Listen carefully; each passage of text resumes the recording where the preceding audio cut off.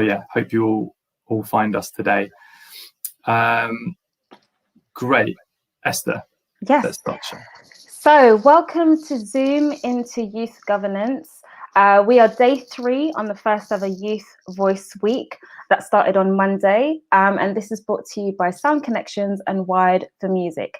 It's been a brilliant 2 days of conversation, of reflections, and I'm interested to know from everyone who's tuned in at the moment, what have you enjoyed so far about Youth Voice Week?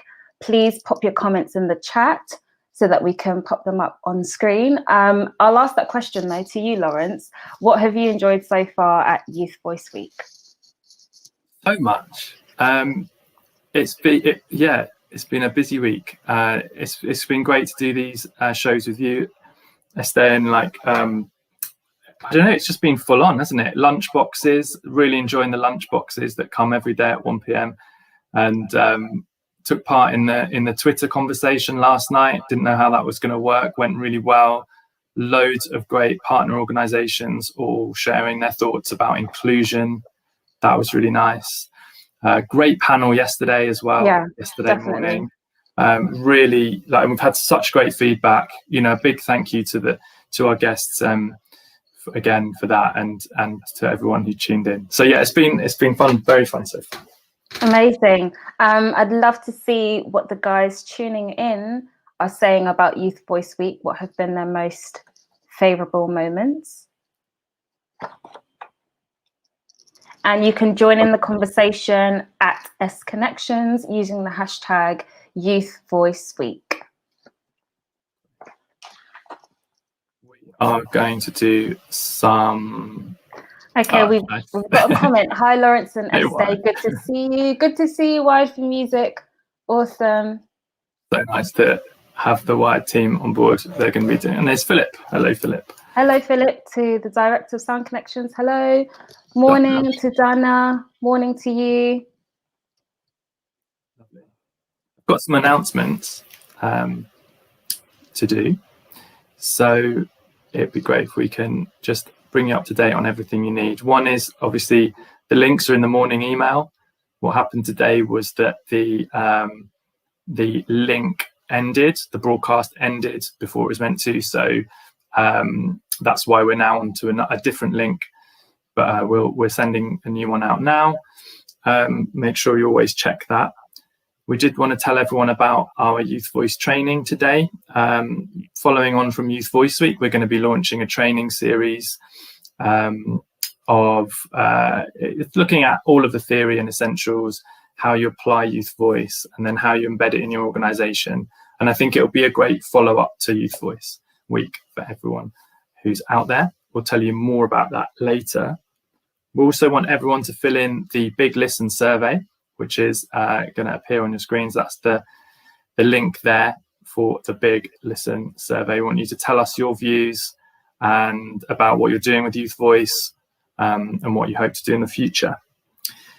And then finally, we've got our creative challenges each day. So you can see the hashtag there. In your emails, there's links to all sorts of great creative activities. We've got a timeline. We've got a week planner. We've got a different creative task each day, and that's just so you can have a bit of a break from your computers and from Zoom and everything, and do something fun and creative related to Youth Voice. So that's great, and I think now we can bring in our guest. Over to you. Yes. So I'd love to introduce our guest for today. Her name is Jen, and she's the Deputy Director at Sound Connections, and will also be chairing today's panel on youth governance. Let's bring Jen in, and she can chat more about what she does. Hi both. Hi everyone. It's great to be back. Yeah, Esther, as you said, I'm the Deputy Director of Sound Connections and a huge Youth Voice fan and an advocate, and just absolutely loving being on day 3 of Youth Voice Week. It feels like total immersion in all things Youth Voice. And I'm also the co-author of our brand new Youth Voice and Participation Handbook. So if you've not checked that out already, then please do. We hope it's a really helpful resource to you all. important reminder. Thank you, Jen. And that, of course, the link for that went out on Monday, and we'll be sending a reminder about that. And we know already that people are reading it and starting to get stuck into all the activities in there. So that's great. Thank you for joining us. So I'm going to tell you a bit about the panel. Just to say, the panel is pre-recorded. We've pre-recorded it. We've got a guest actually from a different time zone. So what you're seeing was recorded previously. Coming up on that panel, it's a fantastic panel. We've got Caris Thomas. She's a young trustee at Northern Stage, and she's an advocate for the Young Trustees Movement, fantastic initiative which is promoting young trusteeing in the charity sector. And we will hear all about it from Caris. We've got Jessica Cooling from Kent Music, one of our partner organisations, and she's going to tell us about her journey. We have John Weiss, all the way from Ann Arbor, Michigan, in the United States, and he runs an initiative called Youth Driven Spaces at the Neutral Zone, and it's just his wisdom on Youth Voice is fantastic. You're going to see it's all coming up, and of course, Esther, you're on the panel. Yeah. And Jen is chairing. So I think if we're ready, we can go ahead and share the panel, jump on the chat and tell us, just chat along. Some of us will be on there as well, and it's a good one. So enjoy. See you soon.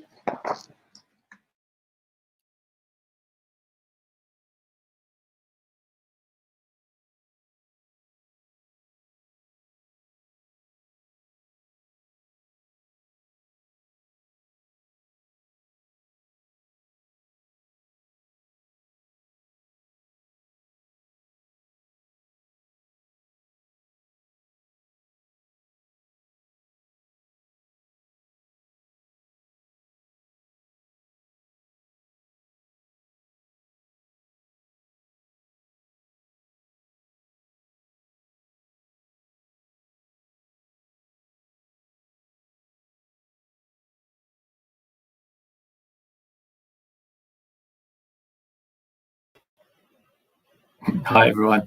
It's one of those days, I think. Is it because it's Wednesday? I think it is. It's we're just ironing something out, and I think we are now ready to go live. Yeah, we're good. Enjoy.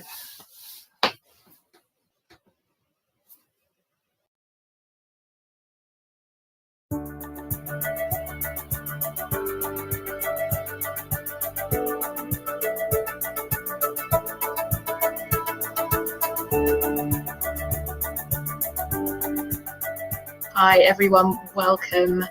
Thanks so much for being here, and to all the panelists for joining us from different corners of the country and indeed the world. I'm really excited about this conversation. It's, I think, one of the most important topics in the arts and in the charity world. We are, of course, focusing on youth governance, and we have an overarching question, which is how can organisations involve young people in decision making, and how can we share power? We're going to be talking a lot about trustees or being a board director, and we're going to talk about being a trustee as a younger person and the changes that organisations can make to involve young people more equitably. So I'm Jen Raven. I'm the Deputy Director of Sound Connections, where Youth Voice is at the absolute heart of everything we do. And I'm going to be hosting the panel. Caris, you next. Hi, I'm Caris. I am an ambassador for the Young Trustees Movement, which is a campaign to double the number of trustees under 30 by 2024. And I myself am a trustee of Northern Stage, which is the largest producing theatre in the Northeast. Brilliant, thank you. Esther. Hi, my name is Esther, also known as Esther Blue, and I am a trustee at Sound Connections and have been doing this role for a little over a year now. Brilliant. Jess. Hi, I'm Jess. I'm a young trustee for Kent Music, and I have been involved with Kent Music from about age 11, but only recently joined as a trustee member for about just over a year, I think, actually. That's great, thank you. And last but not least, John. Hello, my name is John Weiss. I serve as the Director of Strategic Initiatives at the Neutral Zone, which is headquartered in Ann Arbor, Michigan in the United States. I am not a youth trustee, but I am a youth ally and a youth partner. And we have young people that serve on our board of directors for our 22-year history. That's great, yeah, and it's brilliant that we've got both perspectives today. I think, as we know, there's still a lot more to do with organisations having youth governance programmes and working with young trustees.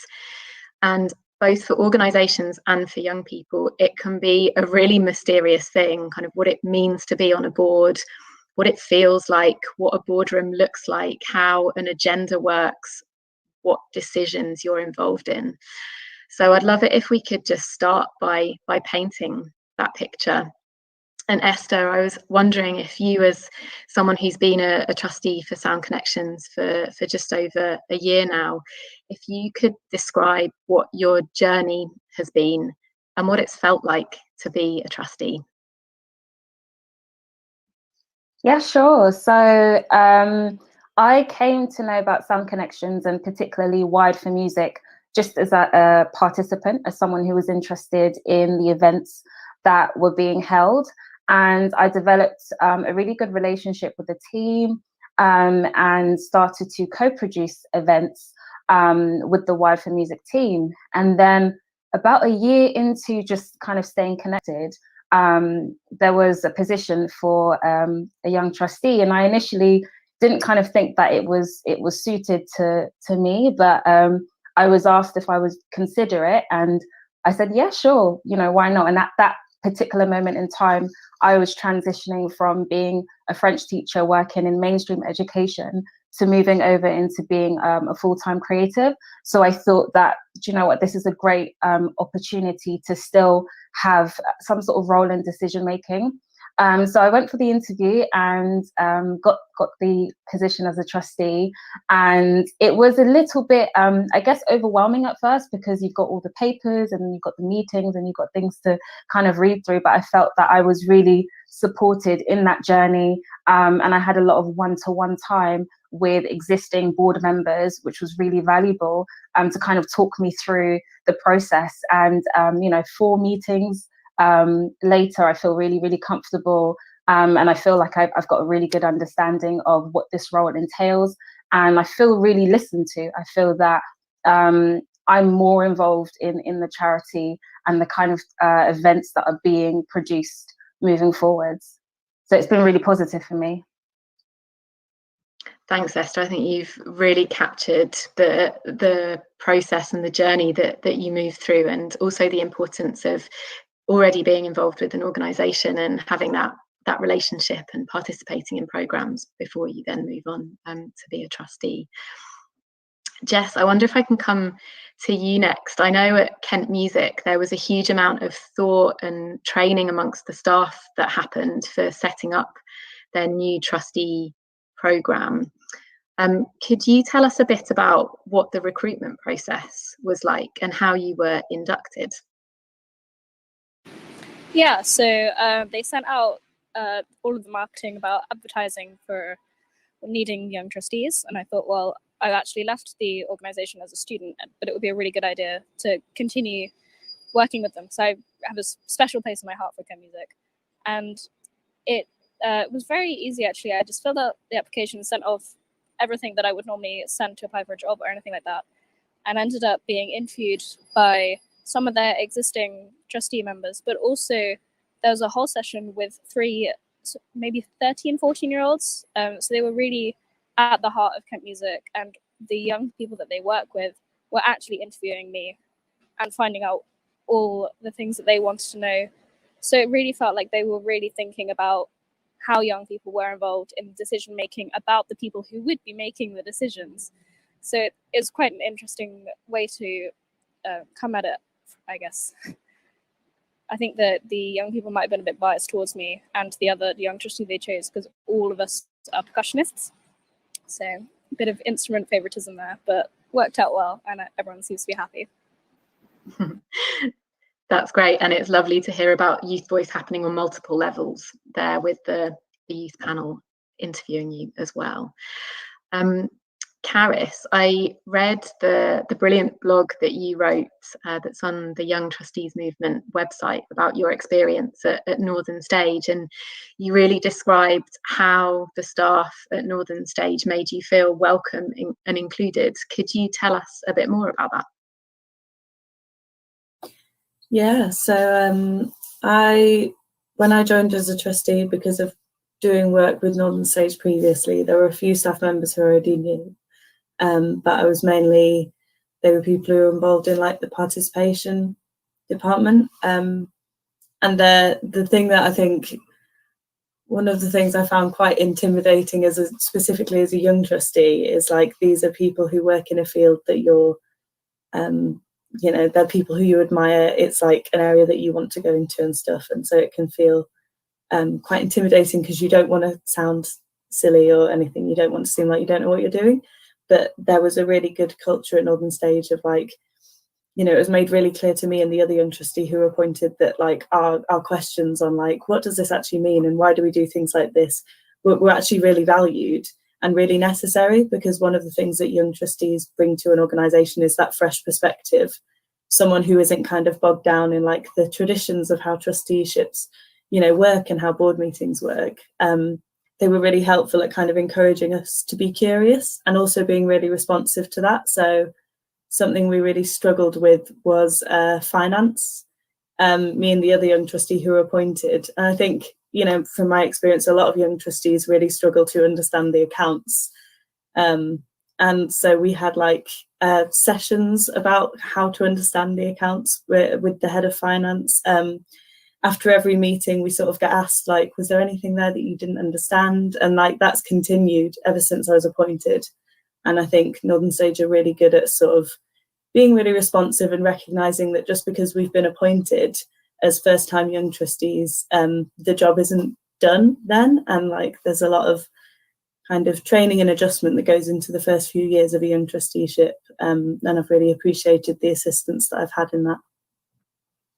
Yeah, and I think that really demonstrates the structures, the training, the buddying and mentoring that organisations can put in place to make it a really meaningful experience.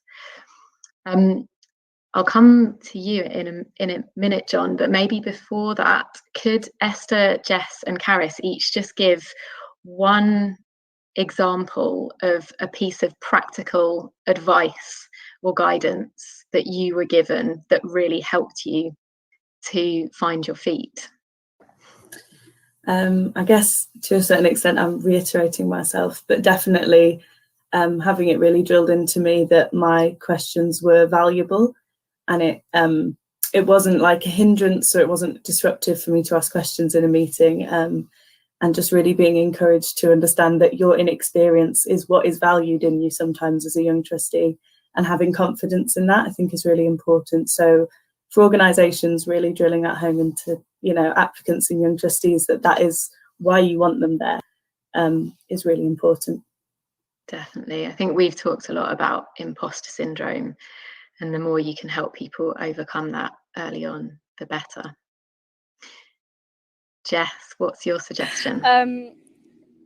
Something that actually came up in our most recent board meeting was how young people would feel in private music lessons, and how intimidating it could or couldn't be having an external person sit in to watch. And all of the other trustees were sort of, oh no, I think that would be really beneficial. We can praise them and give them more reassurance. And I just sort of went, do you remember when you were at school and like the headmaster walked in, you were absolutely terrified. Please do not make your poor 11-year-olds go through this. And they also just went, oh yeah, I remember that feeling when I was, however many years ago that was. And I think that sometimes it just requires a bit more recent experience than potentially experience that they definitely have had just previously, and it's not as fresh in their mind. So I think that having more recent experience that they have also had just helps jolt their memories a bit. And it's the same for everyone. I mean, I have an awful memory, so I'm perfectly happy to be told that actually, no, I'm remembering something wrong. So I think it works on all levels. And Esther, how about you? I'm literally going to echo what Karis and Jess have already said, because it is actually a really important part of the whole trusteeship experience, that being able to ask questions at any point is really empowering, actually, to say, actually, I don't know this. Can you go over it with me? Or can I have a one-to-one with X person to explain this to me? And also having that, I guess, that feedback loop between the more experienced trustees and the inexperienced ones is really important, because it keeps a dialogue going and it keeps it accessible at all levels. And I think that throughout the conversations I've had with more experienced trustees, there's always an exchange, there's always something to be learnt. And I think that's really valuable in terms of moving the kind of program forwards, and how that benefits the entire company structure. So brilliantly put. Yeah, I think the fact that everyone is learning and it's mutually beneficial is like the essence that's really at the heart of having a board that's more diverse and inclusive. And actually, when you're asking questions, it's probably questions that the more experienced trustees are asking too. And Karis, you mentioned financials earlier. I think everyone is always learning about how to read financials and how to understand accounts. Thanks, everyone. John, if we could come to you next. I think at the Neutral Zone, you're such an example to the world and have been committed to youth voice and youth governance for such a long time. Could you tell us about how it works, and what it is that you perhaps do differently to other organisations so that young people are more involved in strategy and in decision making? Sure, yeah. So at the Neutral Zone, we have a board of directors that's up to 30 members. And according to our bylaws, up to half of those seats are for young people. So I think one of the really important things we do is we have a critical mass of young people that serve on our board of directors, so we don't tokenize youth voice. The young people oftentimes outnumber the adults when adults don't show up for a monthly board meeting. Just like the other panelists said, providing that professional development and support to young people, teaching them to read finances, teaching them about Robert's rules.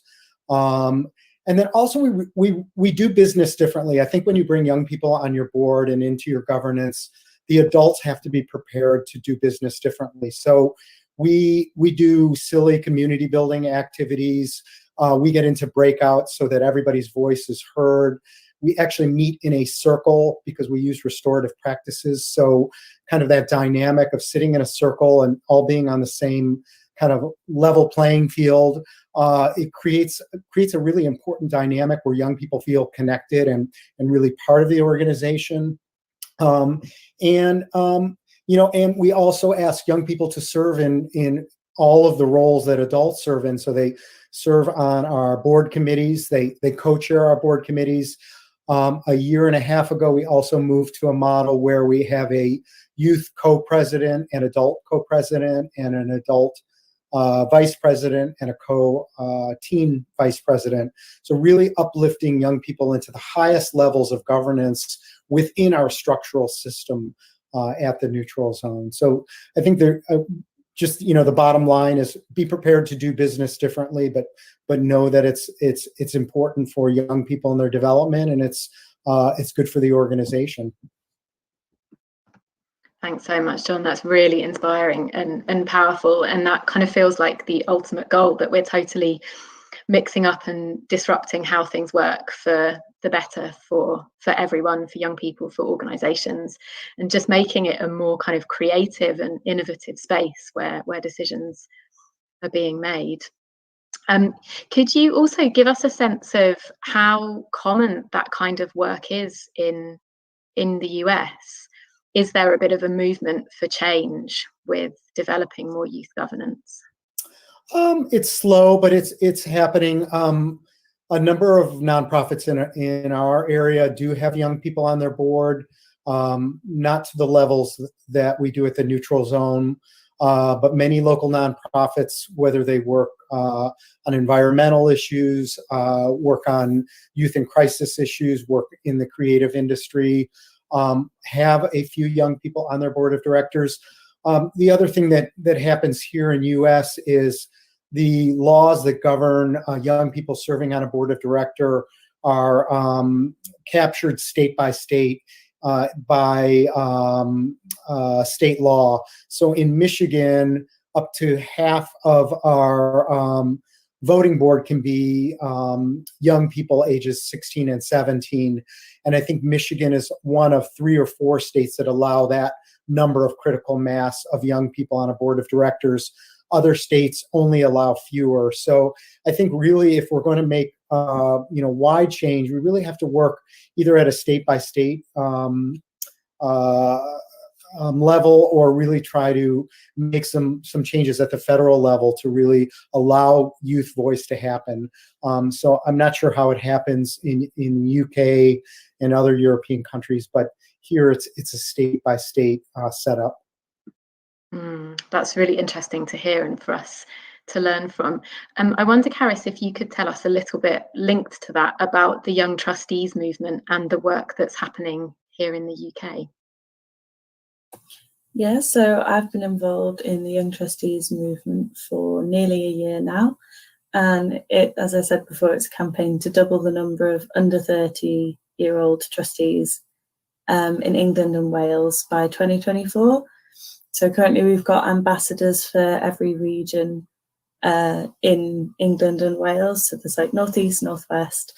And we all kind of come ourselves from like a range of different types of organisations. And, within that age bracket, we've got people like myself who are early 20s, and then we've got people up to like 28, 29 who have been working, and campaigning for young trustees for a lot longer than I have.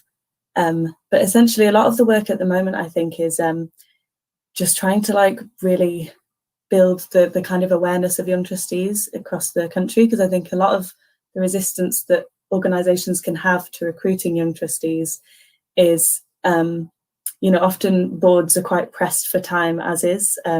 Meetings are kept to tight schedules. Everything can feel very, time precious. And I think it can seem like it's going to sort of stretch the board in a way. And there are sometimes questions or challenges over whether it will actually add anything to the organisation or the board. So I think what's really important, events like this one, is sort of raising the profile of young trustees that do exist and being able to say, hello, look at me, I'm competent and I believe that I bring things to my organisation, and they and I are better off for having each other, to sort of run things by and communicate with and stuff. So yeah, that's what we're doing at the moment. If anyone wants to get involved further, we have a great online presence. You can find us on Twitter. We've got a digital hub for young trustees, prospective young trustees and allies alike, who can, access our resources and stuff. So yeah. That's awesome. It's such a great resource, and exciting to hear how things are changing on a national scale. And I think, connected to what you were just saying, Caris, one of the things that really helps people get on board with the idea of youth governance and young trustees is really understanding the impact, particularly in music and the arts, where being able to demonstrate outcomes and impact is so central to what we do. Do any of you have great examples of the real changes that you have observed that have come about as a result of your involvement as young trustees, or your organisation having young board directors?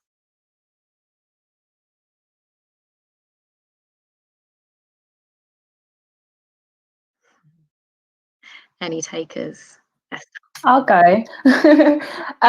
So one of the things that, one of the discussions that we were having at the beginning of this year, kind of pre-COVID, in one of our trustee meetings, was the kind of, wouldn't say the absence of our digital presence, but the fact that I felt that the digital presence could be improved, particularly for young people.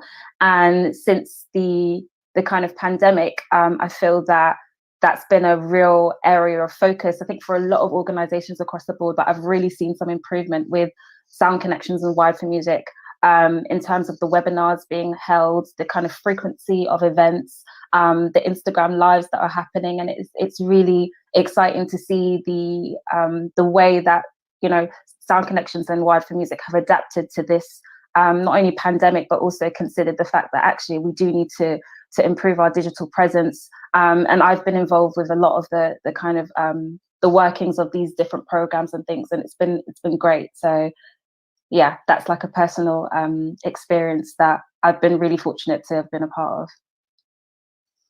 That's a great example. Thank you, Esther. Jess or Caris, do you have any examples to share?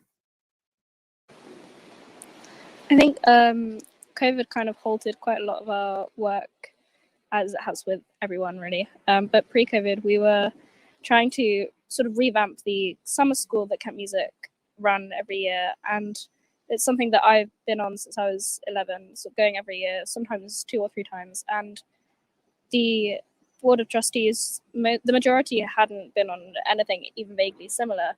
So I think that the way that myself and the other young trustee really gave a further insight that they would only really get by going and talking to individuals at such great length, and it's not really feasible to try and take that much time out of someone's day on a voluntary basis. So I think that the way that we were able to have our input in meetings and say, actually, you did try that a couple of years ago, but it didn't work, and no one really liked it. And although the feedback sheets might have said differently, people were really unhappy, or people were really, really happy with what you were trying to do. And I think you get a lot more from actually having almost like ears on the ground, rather than being in that sort of formalized setting.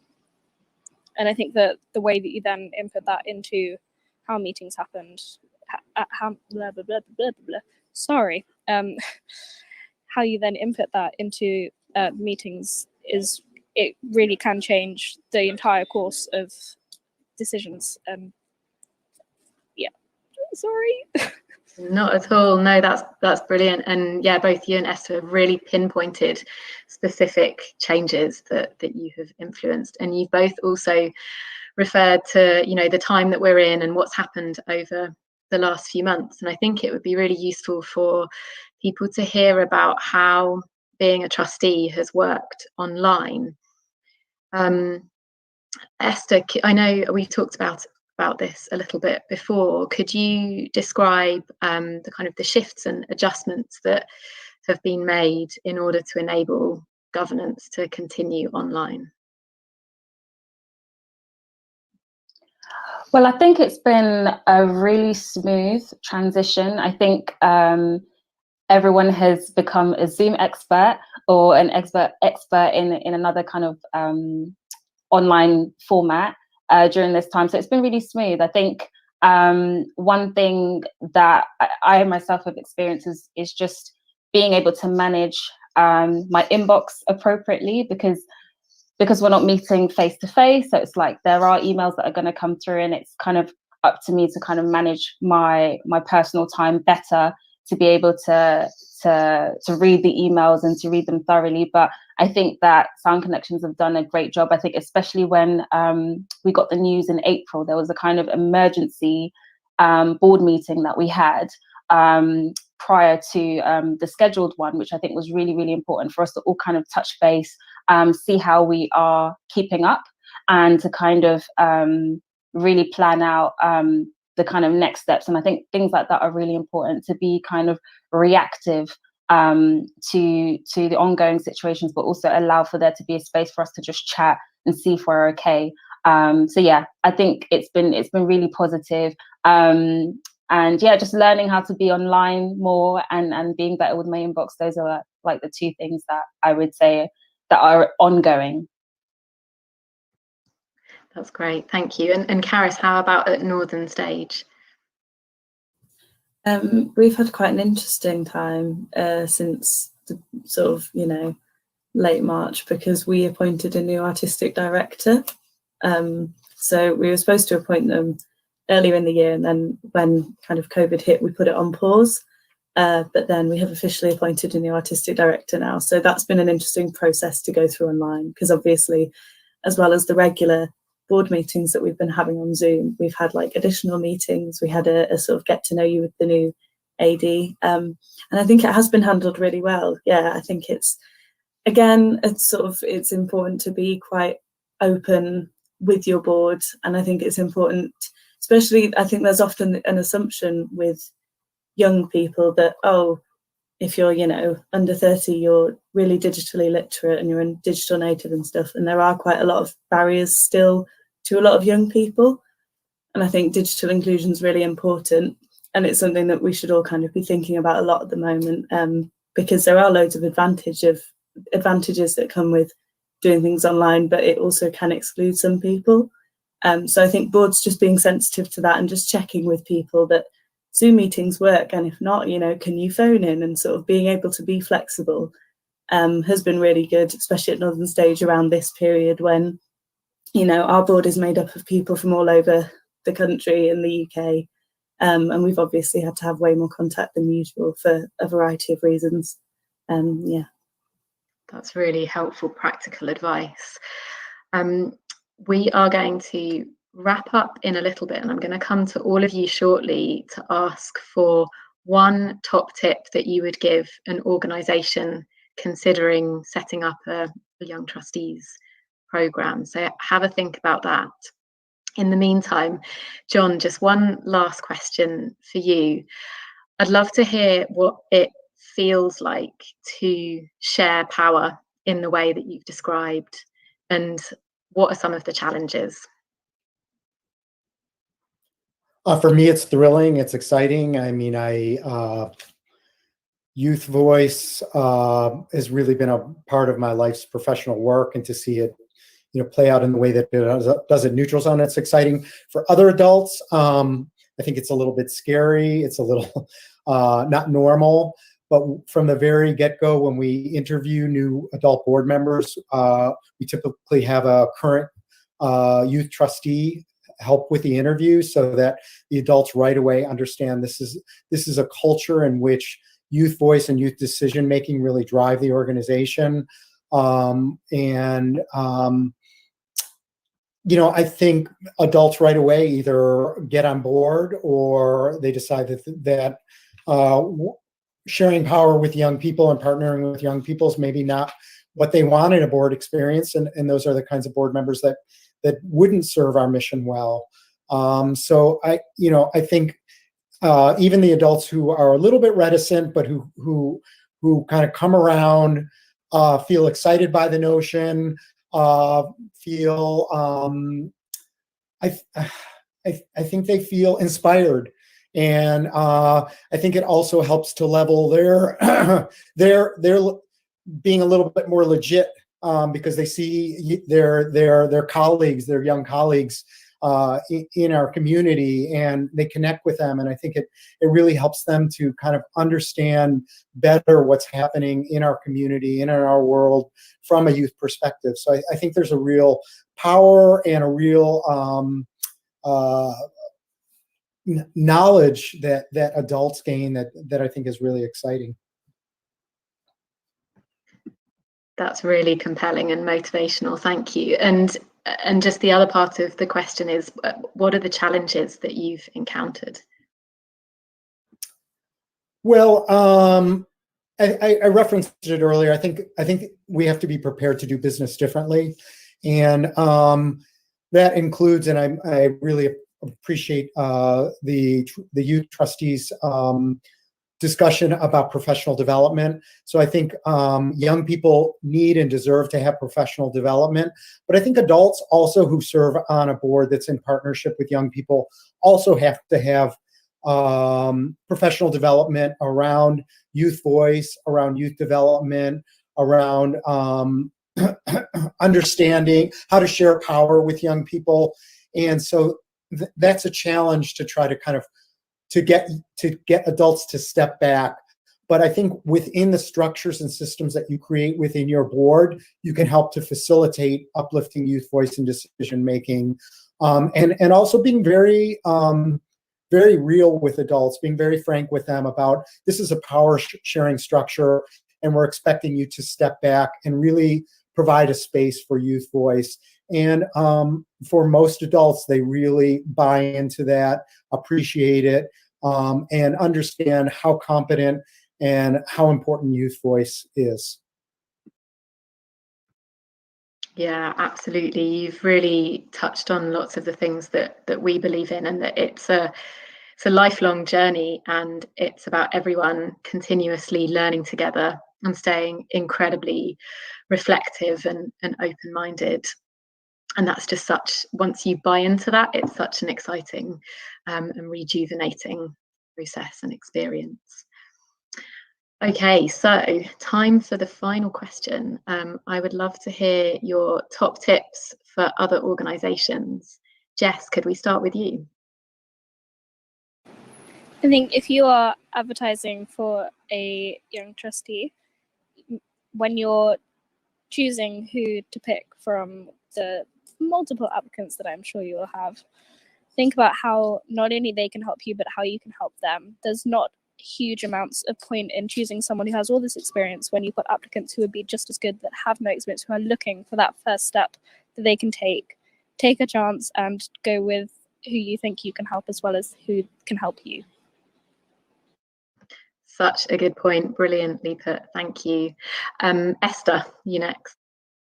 So I've been thinking about the organisations that do youth voice really well, and I think that there's a massive opportunity for other organisations to learn from them. I think the nature of what we do is pretty much a reflective practice, and I think that there's lots to be learned from people who are modelling this really well, to be able to ask the questions that you need to ask, so that when you go off and try and create this system and structure for your own company or charity, that you have some really strong guidelines and guidance from an organisation that's doing really well. I can do the whole thing again. Shall I do it again? No, absolutely no need to. That was great. Thanks, Esther. John, how about you? I'm a little bit of a broken record, but be prepared to do business differently. You have to have your meeting times will probably be different. Your meeting structures and strategies, make sure it's more active and engaging. Small group discussions to ensure that youth voice is heard. Meet in a circle to change the dynamic. And I'll just throw in another tip. I know you only asked for one, but make sure there's a critical mass of young people on your board so that youth voice isn't tokenized, but so that there's real youth voice presence in the room.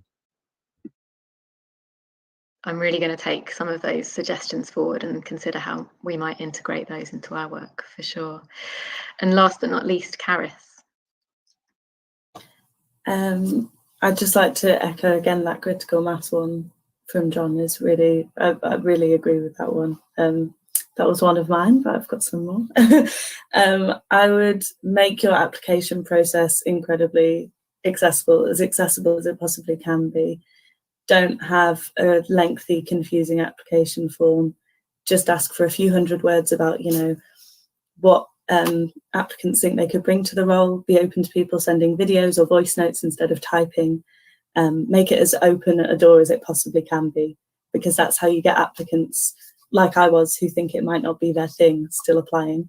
And also just an extra one would be get in touch with the Young Trustees movement. We have a wealth of resources for free. We have plenty of people you can talk to, people from all kinds of different organisations who can give you advice on how to recruit.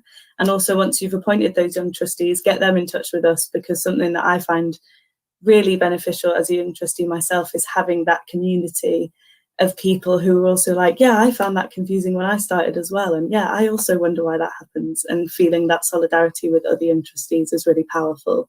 So yeah, they'd be my two pieces of advice. That's great. Thank you, Caris. And yeah, please do check out the Young Trustees movement and also youth-driven spaces connected to the Neutral Zone that have loads of incredible resources and ideas about activities and training. We've also got on our website a blog written by Jess sharing her experiences and lots of other things, kind of demystifying what it is to set up a young trustees programme. Huge thanks to all of the panellists. That's been such a rich discussion. I've learned loads and I'm really grateful to you all. Thank you.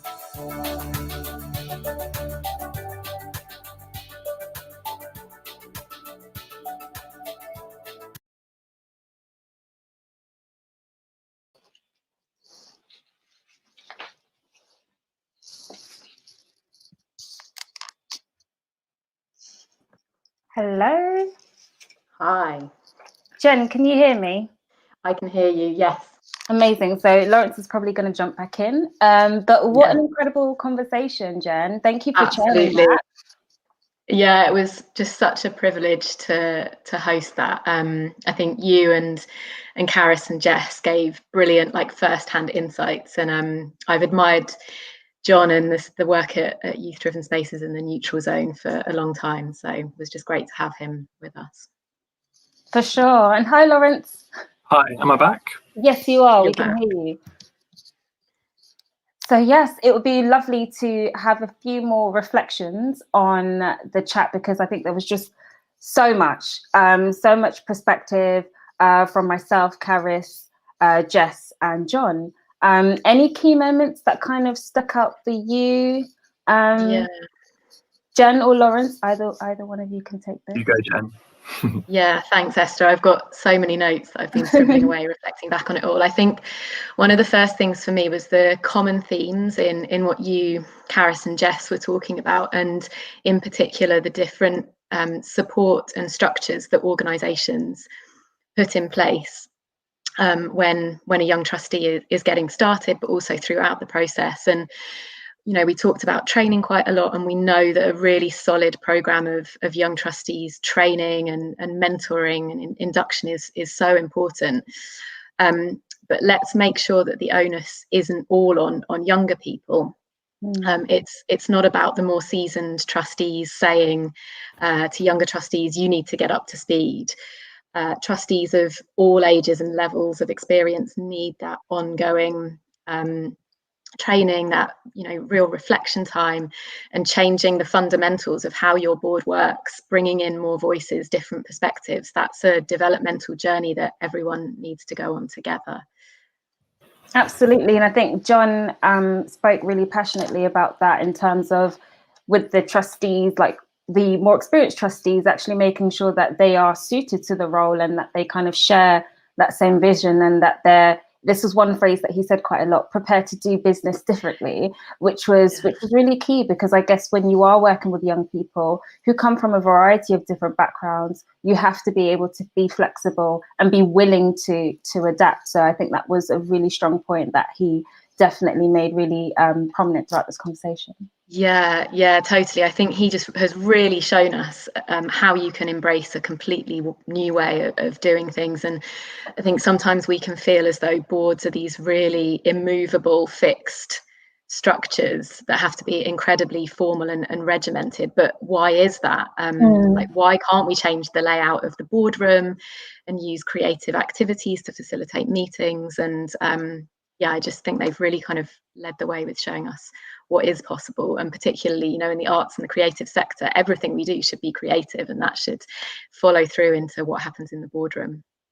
Definitely. I did like his comment around sitting in a circle, because I guess that helps with the kind of dynamic. And I know that Sound Connections, you guys do something similar with the trustees in the room, making us more centered in the room, so that we feel much more part of the conversation. And that was something I didn't actually pick up on until somebody mentioned it. But I think that definitely the dynamic in the room is really, really important.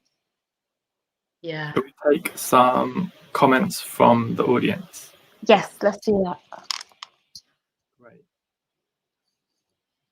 Lovely comment from Rachel. She from More Music up in Morecambe in the northwest of England. Such an inspiring and insightful conversation about the importance of youth voice, the sharing of power, so much to reflect on. Completely agree. Thanks, Rachel. Carly, Wired for Music, producer of Youth Voice Week, says, really inspiring conversation, so important to provide space for youth voice and balancing the power structure, such an important theme today. Thanks, Carly. Yeah, it's all about power sharing, for sure. Thanks to John Weiss over in Michigan. It's really interesting that you've mentioned professional development and the impact of it on young trustees and participants. Great that you've got so many young people in high levels. So true.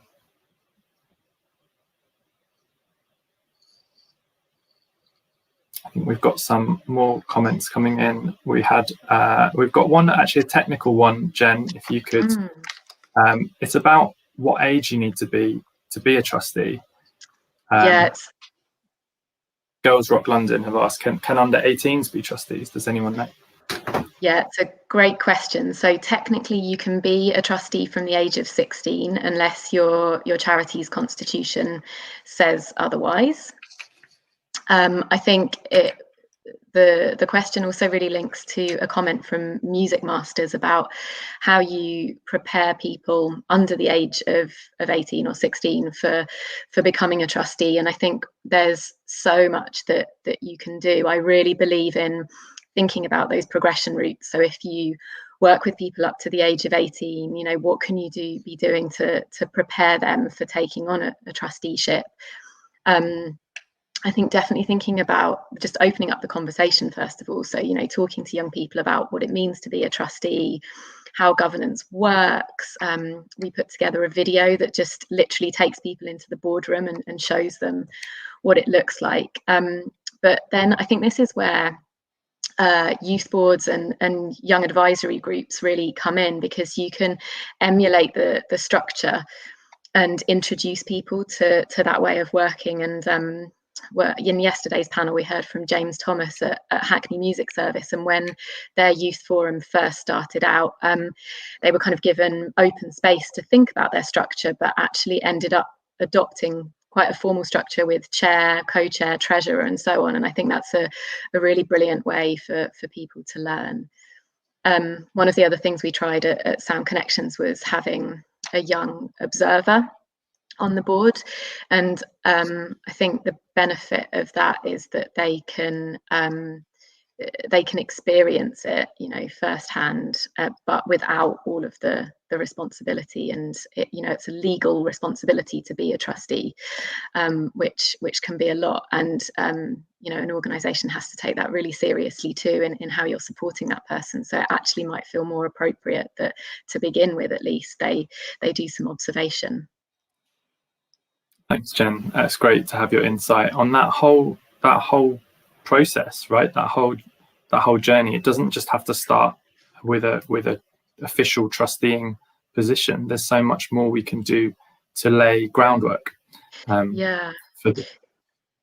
There was one other thing I just wanted to say about that, which is that it's not right for everyone. Not everyone wants to become a trustee, and there are other ways of sharing strategic decisions and young people being involved in governance. You know, things like having young people on staff recruitment panels.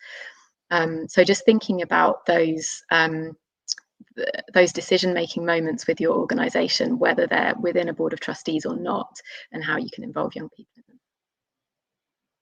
Absolutely. Okay, here are all of the Twitter handles for everyone involved today. Definitely, get in touch. I know everyone's keen to chat more about it. Youth Driven Spaces have just this amazing insight, because they've been, sort of 50-50 youth led for so long. So they've got fantastic insight. So get in touch with them. I know they're keen to connect. And at Young Trustees as well. The Young Trustees movement is very important.